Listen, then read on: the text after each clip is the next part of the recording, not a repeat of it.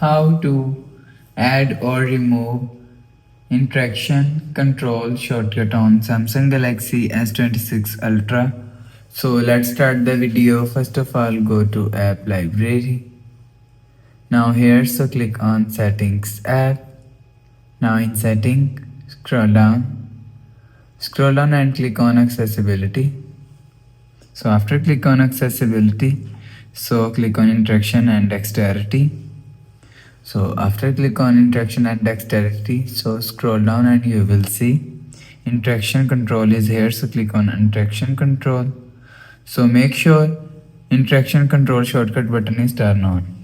So after turn on interaction control shortcut, so click on press side and volume up button. So after select, go back and press side button and volume up button, and you will see open an app active. You will see again, you will see interaction control is open. So go to app library and click on notes app and click on volume up button and power button, side button. At the time you will see. So after selecting, click on done, you will see.